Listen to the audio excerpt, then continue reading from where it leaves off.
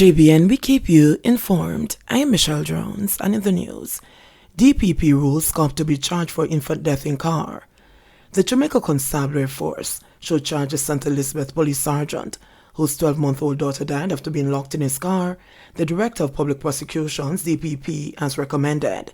DPP Paula Llewellyn handed down the ruling last week, a source has revealed. The file has been submitted to the Office of the Commissioner of Police. The policeman, Detective Sergeant Sheldon Dobson, who is attached to the Black River Police Station in St. Elizabeth, reportedly forgot his daughter in his car in January on the station compound between the hours of 8 a.m. and 4 p.m. The infant, who was found in the vehicle unconscious, was rushed to the Black River Hospital, where she was pronounced dead during treatment. Dobson was expected to take the child to the daycare, but went to work. Both of the child's parents are reportedly employed to the Jamaica Constabulary Force JCF and are stationed in the parish. Persons close to the family say Dobson would not have deliberately or recklessly left his daughter in the car.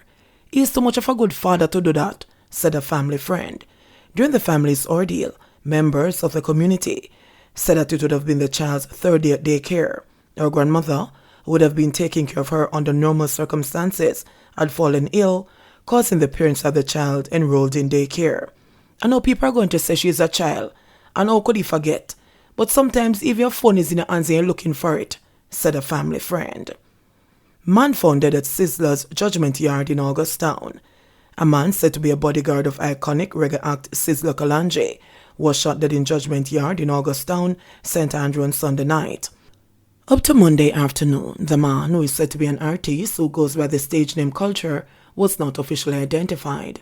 According to the police, they were called to Judgment Yard, which is one of Sizzler's residences, where the man's body was seen.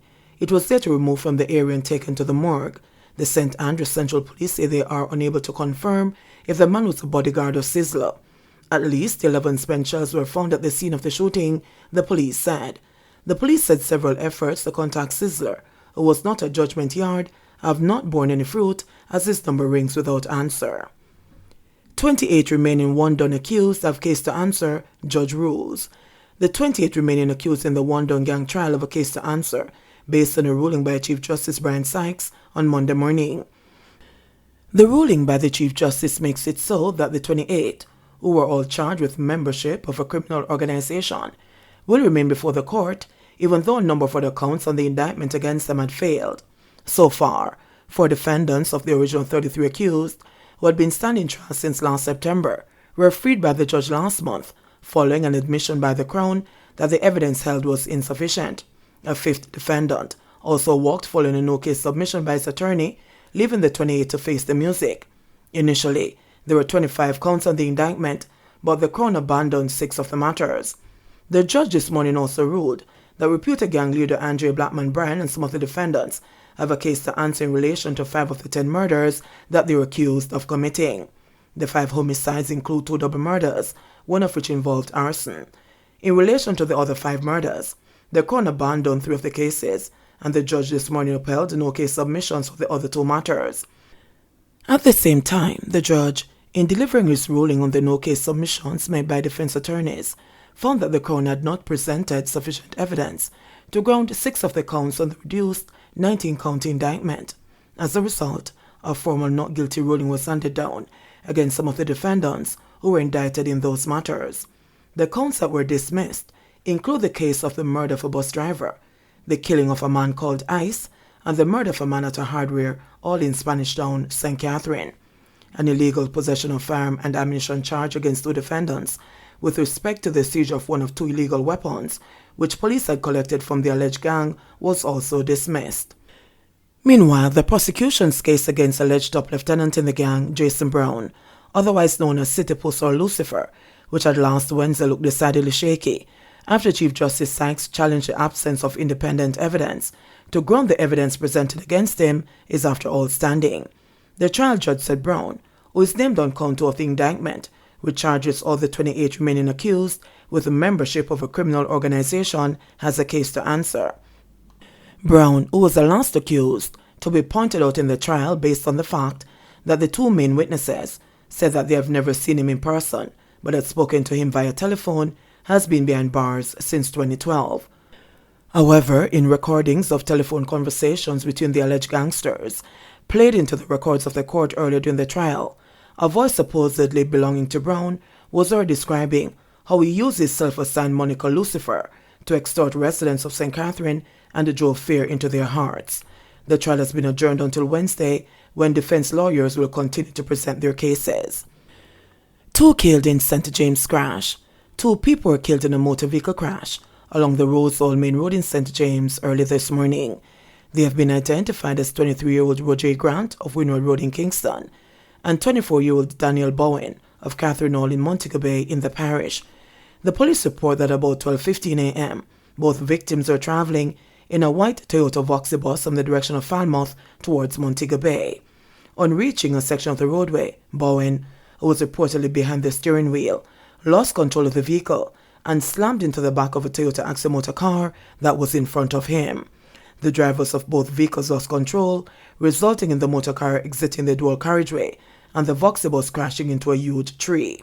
Bowen and Grant, along with the driver of the Axie, received injuries and were taken to the Cornwall Regional Hospital, where they were pronounced dead. The other driver was treated. Improved water supply for Westgate Hills in St. James. Residents of Westgate Hills in St. James and the surrounding areas will see improved water supply arising from the commissioning of a new 100,000-gallon water storage tank. The Westgate Hills No. 2 storage replacement tank was erected under the National Water Commission NWC Tank and Pump Rehabilitation for Operational Efficiency Improvement Program at a cost of $30 million. The storage system, which replaces a defective and inefficient tank, is expected to reduce energy consumption and result in the reduction of downtime of the Westgate distribution network. Minister without portfolio in the Ministry of Economic Growth and Job Creation, Matthew Samuda, who addressed the commissioning ceremony at Westgate Hills Boulevard last Thursday, said the NWC continues to invest in the development of infrastructure to improve water supply to customers and ensure revenue sustainability. Noting that 30% of the NWC's revenue is spent on electricity monthly, Samuda said the government intends to implement measures to assist the utility company to cut its energy cost. The move, he said, will help to reduce the cost of service to customers and allow the NWC to build far more potable water systems across the island.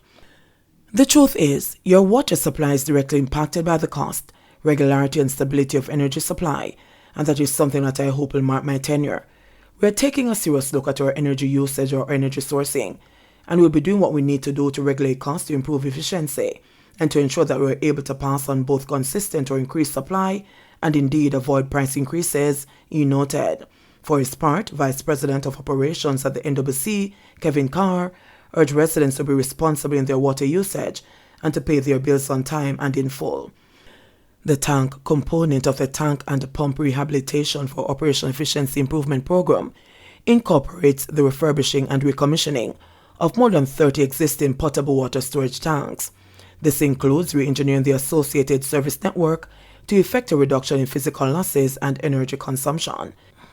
The NWC said that work on more than 30 tanks is now practically completed at a cost of $575 million. After 45 years, a good house at last.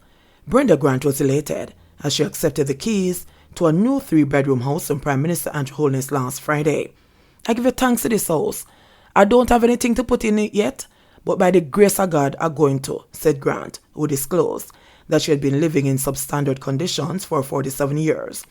The house was provided under the government's new social housing program, and Holness, in handing it over to Grant, pledged that he would continue to be relentless in his efforts to deliver shelter to needy families.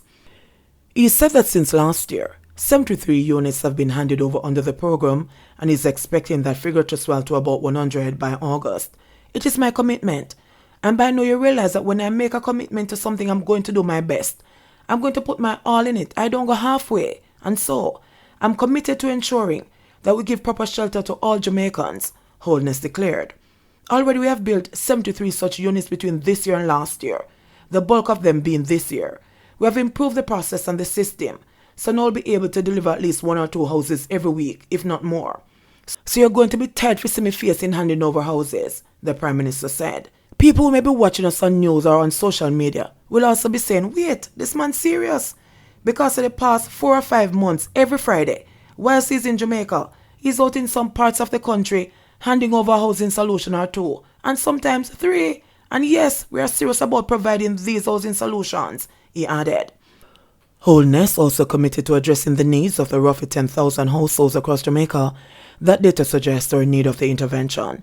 Churches are aware of them, and other groups in the society are aware of them and are trying to assist. And then they come directly to the office of the Prime Minister or to the Ministry of Housing. So when we take all of that together, we have a rough figure that we probably have about 10,000 households that are in need of this kind of social housing intervention. We won't be able to do all 10,000 a year or even 2 years. It will take some time, but what we want to do is to put the process in place so that it can start to address the most pressing ones. And I believe we're now at that point where we can address the pressing needs, he said. Member of Parliament for Trelawney Northern, Tovey Hamilton, who welcomed the first unit to be handed over in her constituency under the program, said that this is the first of many, many more to come. Construction of the unit was completed within 6 weeks at a cost of $6.5 million. The Prime Minister said that more effort will be made to complete the units even faster. So what it is telling you is that we're improving our processes, that improvement and efficiency are being shown in the cost, in the affordable cost of the unit, and the quality and speed of delivery of the units, he said. So I'm very happy with that. We're still, of course, trying to innovate, trying to see how we can improve our administrative and bureaucratic processes to make sure that we can deliver these houses even faster, Holness continued. The technology exists to build a house like this in a week. Once we have refined it to that level of precision, to that level of science and engineering, then we'll be able to increase the pace at which we transform to this, he said. 88 new COVID-19 cases in Jamaica, 4 deaths reported. The Ministry of Health and Wellness reported 88 new COVID-19 cases and 4 deaths on Sunday, June 19, bringing the infection total to 141,720 and total deaths to 3,098. The new cases comprise 54 females and 34 males, with ages ranging from 27 days to 97 years. The cases were recorded in Kingston and St. Andrew 36, St. Catherine 23, St. James 16, Westmoreland 5, Trelawney and St. Anne 3 each, Portland and St. Elizabeth 1 each. The deceased include a 73-year-old male and a 71-year-old male from St. Elizabeth who died in May 2022, a 57-year-old male from St. Catherine and a 91-year-old female from St. Catherine who died in June 2022.